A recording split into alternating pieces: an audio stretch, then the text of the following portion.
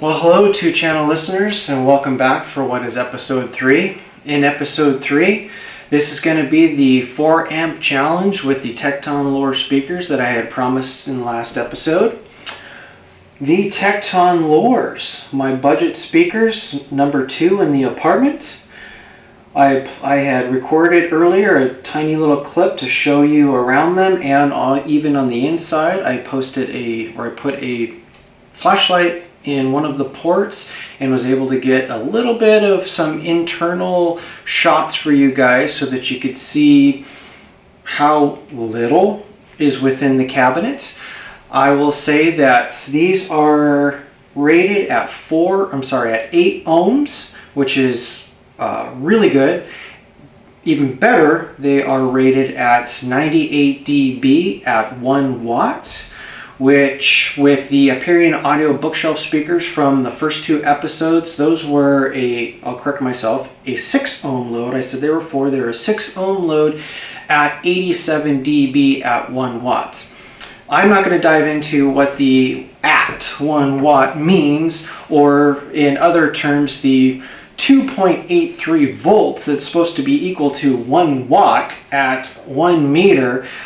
John DeVore at DeVore Fidelity, he actually really gets into that. He's a speaker manufacturer. He's the guy who does the 9s.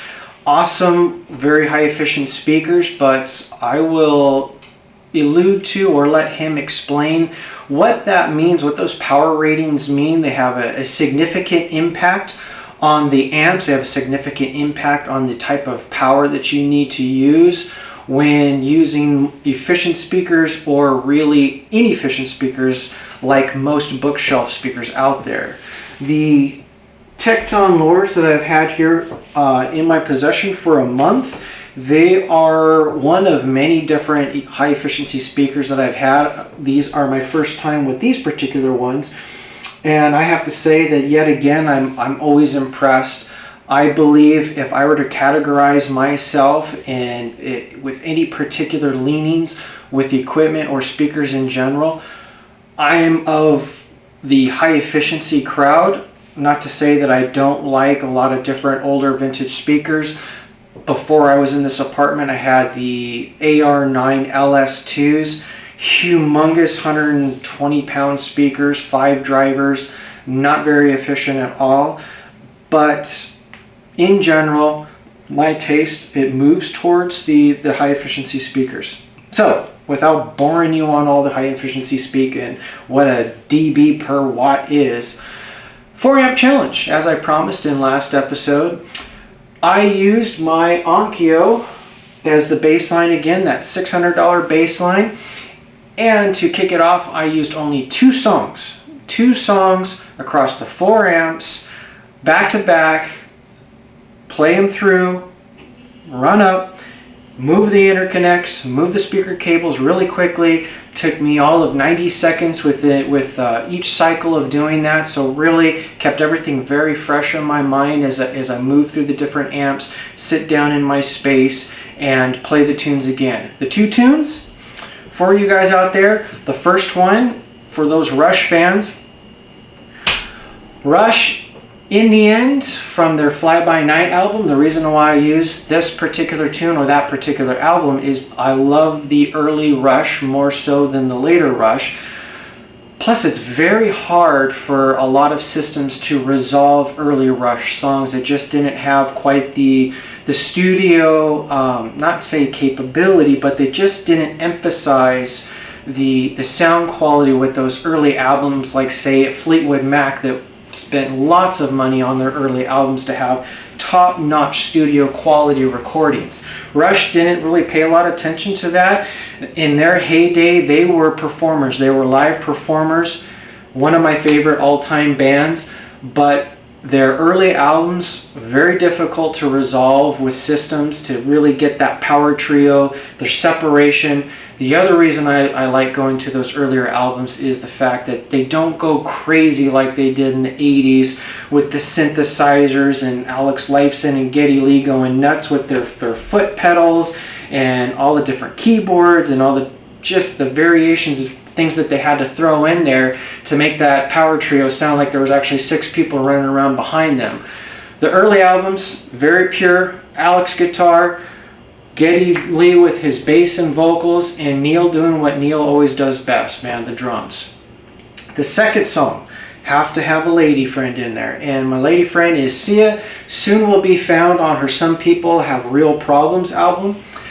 The Soon Will Be Found song I chose specifically because it's another one I'm familiar with where she has a symphony in the background, and that can really amplify, or should I say magnify, what's going on within your sound system. I was able to use that as my own magnifying glass and show what's missing between the amps or what the flavor is that they add to it or take away. Jumping right into it with the Onkyo, my $600 baseline, little integrated down here, 20 watts of power with 98 dB speakers, not a problem whatsoever. I could crank it up, and yet when I cranked it up, everybody, as I said in episode 2, where I gave the Onkyo the nod for its return on investment with the Aperion audio bookshelf speakers, oh boy, I've never played that Onkyo with such high efficiency speakers before. I've always played with just your really cheap general bookshelf speakers or desktop speakers, the little 4-inch ones that came with it stock, or the Polk Audio 8 RTI ones that I had as a desktop system in one of my offices. That's what I was usually used to listening to the Onkyo through. First time listening with these high efficiency speakers, I learned a lot. I can't believe that with all the different gear and then my 9 years in this, I'm always learning something. The high bias B power that's in this little $200 integrated, it really came through, guys. It was fatiguing. It was very thin sounding. Rush was just hollow. I was hearing mostly just the upper range. And I would also say the beauty of high efficiency speakers, for those of you guys who love tone controls work for low efficiency speakers. With high efficiency speakers, you can tell exactly what tone controls do. I was playing with the tone controls on the Onkyo, and all that did was exaggerate and exasperate the fact that it just wasn't working for me. Quite candidly, I played Sia, I got through it. Once I started Rush, I got halfway through the song and I actually had to turn it off because I have this thing with my left ear. It was ringing and it was getting annoying, and I just had this immediate fatigue that never even came into the picture when playing the Onkyo with the Intimus 5B bookshelf speaker. So that was pretty interesting for me and quite an eye-opener. Plugged in the Unison Research integrated here, Unico P with its stage 2 upgrades, $3,500 preamplifier all in. I paid $1,000 for it.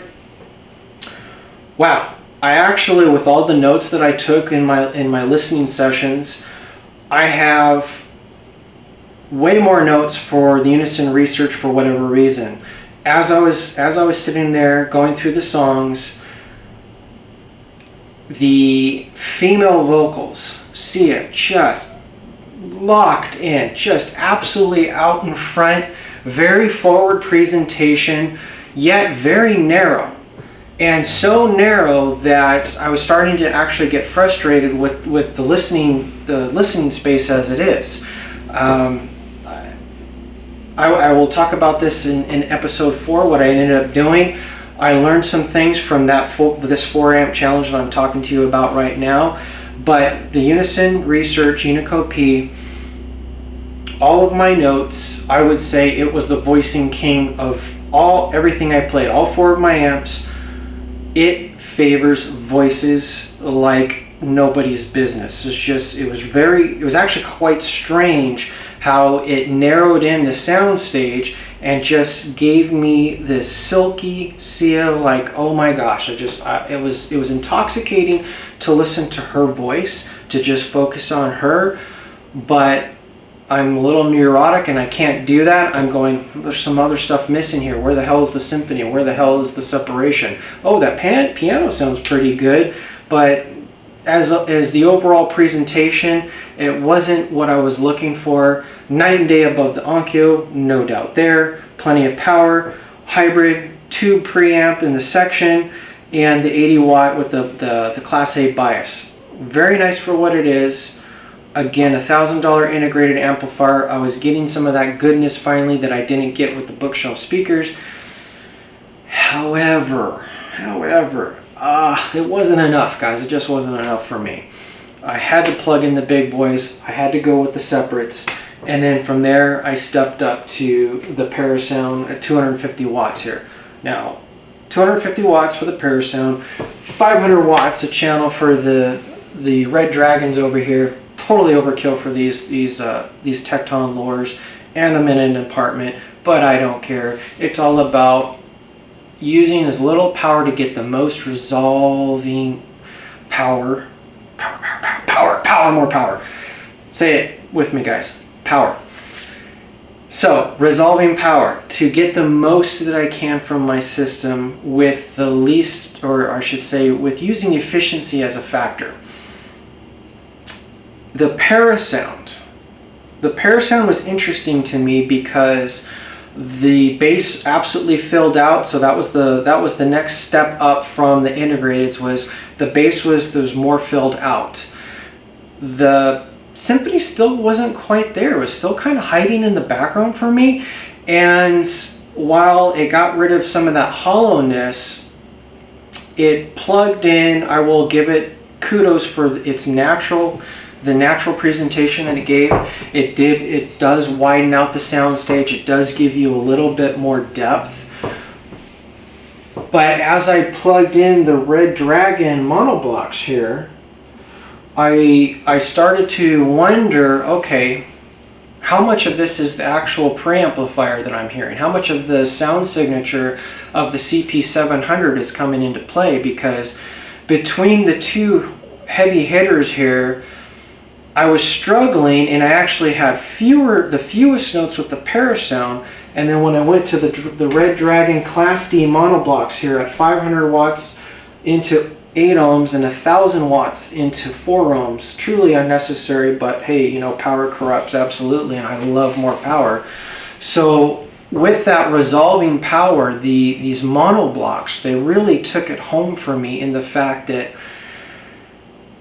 it got rid of the inconsistencies that I was hearing with the Unico P integrated. With Rush, there was crazy inconsistencies in the crescendos. It would just when it was the opening section, it's just the instrumentation. Everything's nice and delineated. You have your space, but as the drums come in and Alex Lifeson comes in, it shrinks. It was shrinking for some reason.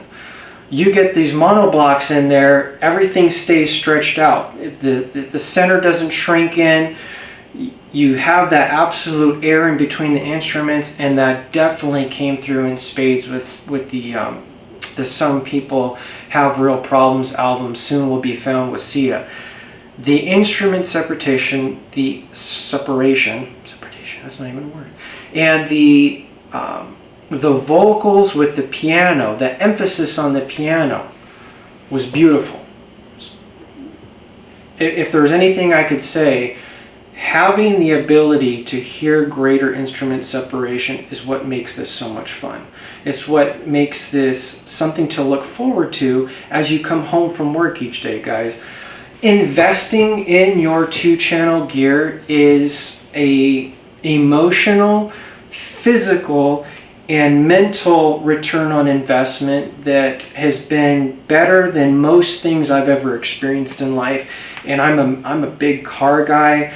I've had many different cars in my life, and not to get off on that tangent, but when it comes to actually putting money towards one of your hobbies where you get that emotional and that intellectual enjoyment, there's no contest. There's just no contest. So without that tangent, the Red Dragons here, they did something funny. I always want to be forthwith. I don't want to forget something that's integral or important to you, the listeners, viewers.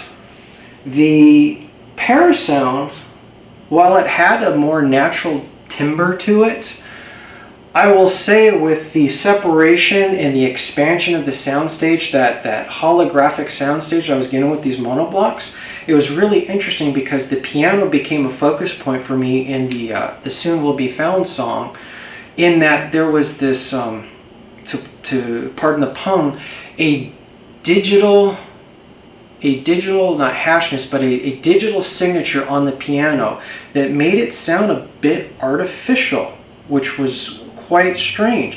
When I went back to the Unico P here, the piano sounded very natural, albeit smaller. And then with the Parasound, it was bigger. There was extreme highlighting of the vocals and the piano in Soon Will Be Found. I go back to the Red Dragons yet again, and there was the separation, there was the leading edge, there was the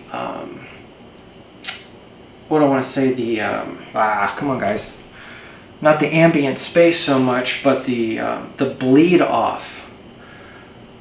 The Parasound definitely wins if you're someone who's looking for a little bit more natural presentation, yet isn't the final answer in that big sound stage, the depth, the feeling like you're being surrounded by the music.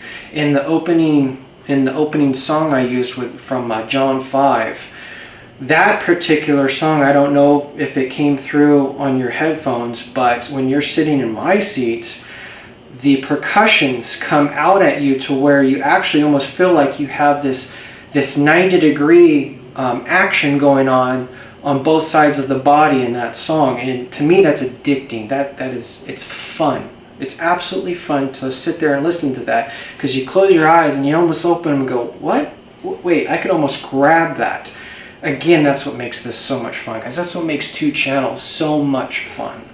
And I can't emphasize that enough, that it's worth the money. It's always worth the money. It doesn't matter if it's something that's $600 or if it's $5,000, or for you guys out there, if I even have any of you viewers, the $100,000 system listeners.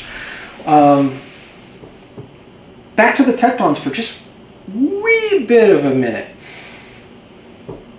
At $600 that I paid for them, you can still purchase these right now from Tekton Design's website. They're his current design, and they're actually the most popular selling speaker from Tekton Design at, I believe right now he has it down to $1,015, does not include shipping. In of itself, with its high efficiency for what it can do, it is going to be the new baseline speaker. So how I said the Onkyo is going to be my baseline integrated to just test anything, these speakers are going to stay with me for quite some time, because no matter what comes in this room, I want to be able to A and B and go back to these and say, okay, for $600 on the used market, yes, the box has resonance. Yes, there's not a lot to it. The quality, guys, is in the drivers. These gold tweeters, those things are $100 just by themselves. So, you know, take it for what it is. When you have a manufacturer, a boutique manufacturer, who can put the money into the components themselves and doesn't worry themselves with these laser guided resonant cabinets. These manufacturers with these high-end aluminum billet enclosures that cost just $200,000 to manufacture. I mean, come on, really? For $600, I would easily put a $10,000 front end system to these Tektons. They're really that good for what you're getting. Could I put a little bit of baffling in there? Could I put a little bit of maybe some inner cabinet, what do they call that, bitumen or whatever the hell some of that sound dampening material is? Sure, I could, but you know what? I'd rather keep them as they are so that I always have that context of this is what a $600 speaker can sound like when all the money is put into mostly just the drivers. So, you know, in all its nudity for that little clip I showed you, appreciate it for what it is. You're getting a lot for your dollar, but you're not, you know, forget about the cabinet. You're just getting the drivers. Episode 4, to keep this brief, I plan to bring in some 104, some KEF 104s, some really nice meaty vintage speakers that were the talk of the town when they came out and were introduced to the market. As well as I'm working on a collaboration with another local audio friend in the Eagle, Idaho area, and I will explain more of that in episode 4 once I have the KEF 104s in my room here. But he's working on a different business with doing cabinet restoration. He's doing vintage speaker restoration, and this gentleman is not afraid to find the biggest speakers that he can put into the smallest space. As a matter of fact, right now his little listening den isn't a whole lot bigger than what I have here for this apartment room, and he has the big Klipschorns with brand new cabinets, pulled all the drivers out, had these CNC cabinets done, and new veneers installed on them. They're magnificent. I will get you some pictures of those. It's beautiful cabinetry. And just that experience of that kind of a vintage speaker, and I think off the top of my head I will probably plug it in as a picture, but I believe they're 104 dB efficiency at 1 watt, which is just insane. You could get away with literally what they call the flea watt 2 watt amplifiers. Yeah, anyway, so with that I will finish this particular episode off with more John 5 for you guys out there who love just the acoustical guitar like I do, and hopefully I kept this a little more brief from my first 2 videos for you guys. I appreciate being able to do this. I want to continue to be able to do this and expand on what's available out there, my experiences that hopefully translate into your experiences as you look for gear and you see what I have, and I continue to mix it up for everybody out there. So without further ado, I will play some more John 5 for you. I hope you guys all have a wonderful week, and it's Thanksgiving month, so let's enjoy what we can be thankful for, everyone. Have a great week.